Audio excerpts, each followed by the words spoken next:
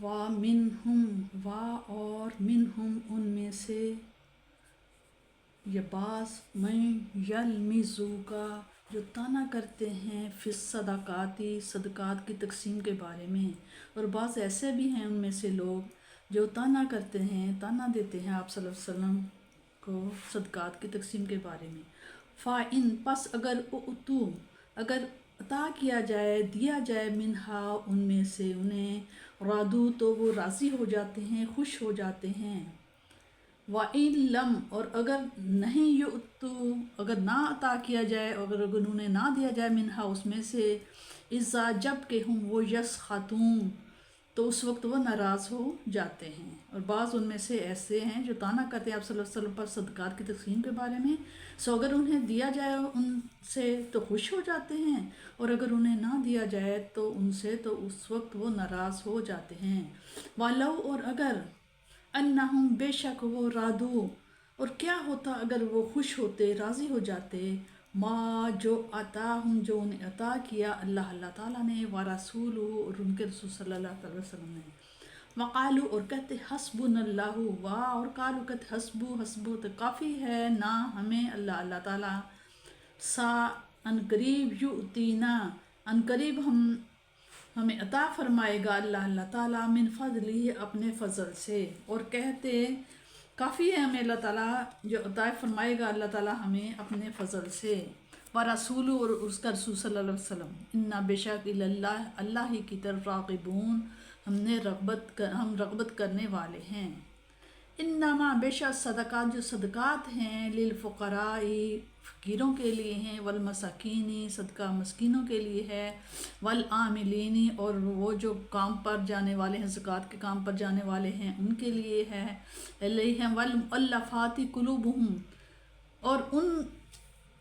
کے لیے بھی جو جن کے لوگوں کے دلوں کو اسلام کی طرف جو ہیں راغب کرنے والے ہیں، والمؤلفاتی راغب کرنے والے ہیں اسلام کی طرف لوگوں کے دلوں کو، وفر رقابی اور گردنوں کو آزاد کرانے، والغارمین اور مقروضوں کے لیے، وفی سبیل اللہ اور اللہ کی راہ میں جو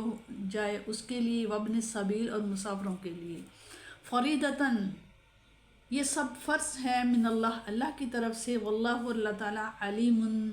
جاننے والا ہے، حکیم حکمت والا ہے۔ وَمِنْهُمْ اور ان میں سے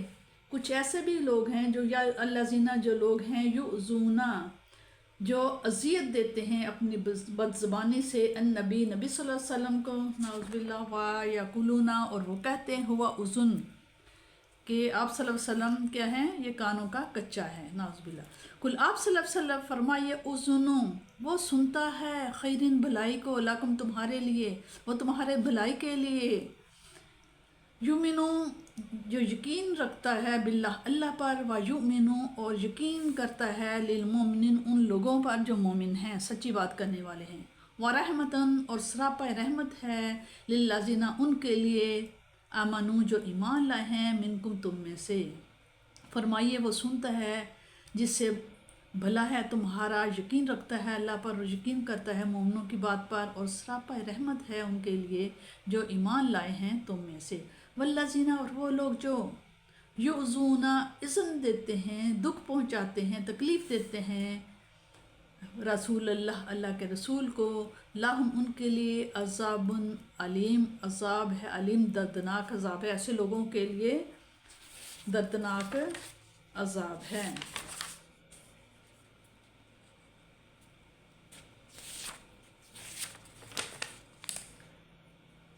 بارگاہ رسالت میں جب زکوٰۃ و عشر کا مال آتا اور حضور صلی اللہ علیہ وسلم اپنے رب قدیر کے حکم کے مطابق اسے خرچ کرتے، منافقین جو دولت کے لالچ میں از خود فتنہ ہو چکے تھے، از خود رفتہ ہو چکے تھے، ان کا رویہ عجیب تھا، اگر انہیں کچھ مل جاتا تو خوش ہو جاتے، اور اگر نہ ملتا تو توقع سے کم ملتا تو پھر بھی حضور صلی اللہ علیہ وسلم کی ذات اقدس و اطہر پر زبان تان دراز کرتے۔ مومن کا شیوہ تو یہی ہونا چاہیے کہ بارگاہ الہی اور جناب رسالت پناہی سے جو نعمت عطا فرمائی جائے اس پر شکریہ ادا کرے، اور اللہ تعالیٰ پر اپنا توکل رکھے، اعتماد رکھے، ان کے مزید فضل و کرم اور اس کے محبوب صلی اللہ علیہ وسلم کی بیش از بیش جود و عطا کا امیدوار رہے۔ مولانا عثمانی تحریر فرماتے ہیں جو ظاہری اور باطنی دولت خدا اور رسول کی سرکار سے ملے اسی پر مسرور و مطمئن رہو۔ اہل ایمان کے لیے یہی زیبا ہے کہ وہ اللہ تعالیٰ پر اعتماد کریں اور یہ یقین رکھیں کہ اللہ تعالیٰ اپنے فضل و احسان سے ان کو مالا مال کر دے گا، اور اس کے پیارے رسول صلی اللہ علیہ وسلم کا صحابہ کرم جب برسے گا اور اس کا دست جود و عطا جب حرکت میں آئے گا تو فقراء و افلاس کا نام و نشان تک بھی باقی نہیں رہے گا۔ فقیر اور مسکین میں کیا فرق ہے؟ اس کے متعلق علماء نے بتایا کہ فقیر وہ ہے جس کے پاس کچھ نہ کچھ ہو، اور مسکین وہ ہے جس کے پاس کچھ نہ ہو۔ لیکن بعض علماء لغت نے فقیر اسے بتایا ہے جس کے پاس کچھ نہ ہو، اور مسکین وہ ہے جس کے پاس کچھ ہو۔ یہ اختلاف پتہ دیتا ہے کہ حقیقت میں یہ دونوں لفظ قریبی ہیں، ناداری، افلاس، احتیاج ان کے درمیان قدریں مشترک ہیں، سب باتیں ان میں مشترک ہیں۔ نبی رؤوف کریم صلی اللہ علیہ وسلم جب صدقات تقسیم فرماتے تو بیمار دل لوگ طرح طرح کے اعتراضات کرتے۔ اللہ تعالیٰ نے صدقات کے مستحقوں کا ذکر فرما کر ہمیشہ کے لیے خاموش کر دیا۔ نیز ان مصارف کی تفصیل سے بیان کر دیتے ہیں کہ نمبر 1 فقراء، نمبر 2 مساکین، نمبر 3 زکوٰۃ وصول کرنے والے، نمبر 4 جن کی تالیف قلب مطلوب ہو، نمبر 5 غلاموں کو آزاد کرانے کے لیے، نمبر 6 مقروض، نمبر 7 اللہ تعالیٰ کی راہ میں، اور نمبر 8 مسافر۔ وہ لوگ حضرت امام صاحب فرماتے ہیں کہ جس کے پاس 20 دینار یا 200 درہم ہوں یعنی نصاب زکوٰۃ، تو اس کے لیے زکوٰۃ لینا جائز نہیں۔ شافعی کا مسلک یہ ہے کہ اگر کوئی شخص صحت مند ہو اور روزی کمانے کی قدرت رکھتا ہو تو اس کے لیے صدقہ لینا حرام ہے، اور انہوں نے اس کے لیے یہ حدیث بطور دلیل پیش کی کہ حضور صلی اللہ علیہ وسلم کے اہل بیت بلکہ سارے خاندان ہاشم کے فقراء اور مساکین پر زکوٰۃ لینا حرام ہے، کیونکہ حضور صلی اللہ علیہ وسلم کا ارشاد ہے صدقہ آل محمد صلی اللہ علیہ وسلم پر حلال نہیں، کیونکہ یہ لوگوں کا میل کچیل ہے۔ لیکن امام ابو یوسف رحمۃ اللہ کا یہ قول ہے کہ خاندان بنی ہاشم کے اغنیاء اپنے خاندان کے فقراء کو اپنی زکوٰۃ دے سکتے ہیں۔ وہ لوگ جو امام وقت کی طرف سے زکوٰۃ اور صدقات وصول کرنے کے لیے مقرر کیے جاتے ہیں ان کی تنخواہیں بھی اسی مد سے دی جا سکتی ہیں۔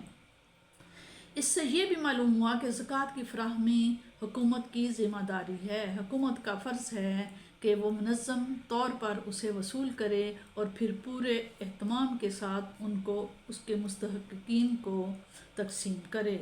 یعنی لوگوں کے دلوں کو اسلام کی طرف مائل کرنے کے لیے بھی زکوٰۃ دینا درست ہے۔ ان کی 3 صورتیں ہیں۔ نمبر 1 کفار کے رئیسوں کو اس غرض سے دینا کہ وہ غریب مسلمانوں کو خود بھی اذیت نہ پہنچائیں اور دوسروں کو بھی اذیت پہنچانے سے روکیں۔ نمبر 2 کفار کو اسلام قبول کرنے کی رغبت دلانے کے لیے مالی امداد دینا۔ نمبر 3 نو مسلموں کی خاطرداری کے لیے ان کی قلوب کے لیے بڑی فیاضی سے دیا کرتے تھے، ان کی اعانت کرنا تاکہ وہ پھر کفر کی طرف مائل نہ ہو جائیں۔ حضور کریم صلی اللہ علیہ وسلم ان 3 قسم کے لوگوں کی تالیف کے لیے بڑی فیاضی سے انہیں ادا کیا کرتے تھے۔ وہ مقروض جن کے پاس قرض ادا کرنے کے لیے کچھ نہیں، ان کی امداد بھی زکوٰۃ کے فنڈ سے کی جا سکتی ہے۔ حج کرنے والے اور جہاد کرنے والے جو ہیں جن کے پاس زیادہ راہ نہ ہو اور اپنے افلاس کی وجہ سے وہ جنگی ساز و سامان مہیا نہ کر سکتے ہوں، ان کی اعانت بھی مال زکوٰۃ سے کی جا سکتی ہے۔ منافقین کا یہ شیوا تھا کہ وہ اپنی نجی محفلوں میں اسلام اور پیغمبر اسلام کی جناب پاک میں جو جی میں آتا بک دیتے۔ اگر کوئی انہیں کہتا کہ تمہاری باتوں کا علم اگر حضور علیہ السلام کو ہو گیا تو بڑی فصیحت ہوگی، تو وہ نابکار کہتے ہیں جی ان کا فکر نہ کرو، وہ کانوں کے بڑے کچے ہیں، یعنی کہ نعوذ باللہ وہ بات سنتے ہیں اور بھول جاتے ہیں۔ اگر کسی نے ہماری کوئی بات ان سے کہہ بھی دی تو کیا ہوگا، ہم جا کر حلفیہ بیان دے دیں گے کہ ہم نے یہ بات ہرگز نہیں کی، تو وہ فوراً ہماری بات مان لیں گے۔ اللہ تعالیٰ فرماتے ہیں کہ میرے محبوب کا تمہاری باتیں سن لینا اور تم سے اعراض کرنا تمہارے لیے ہی اچھا ہے،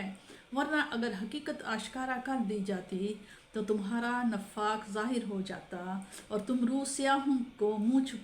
چھپانے کے لیے جگہ نہ ملتی۔ وہ تو محض از راہ شفقت پردہ پوشی تم سے اعراض کرتے ہیں، یہ مت سمجھو کہ وہ تمہاری بات کو سچ سمجھتے ہیں اور تمہارا جھوٹ ان سے پوشیدہ رہتا ہے۔ وہ تو صرف اللہ تعالیٰ کی بات کا یقین رکھتے ہیں اور مخلص اہل ایمان کی باتوں پر اعتماد کرتے ہیں۔ جو بیگانوں کی پردہ پوشی کرتا ہے اور دشمنوں کو رسوا نہیں کرتا، اس کی شفقت، اس کی رأفت،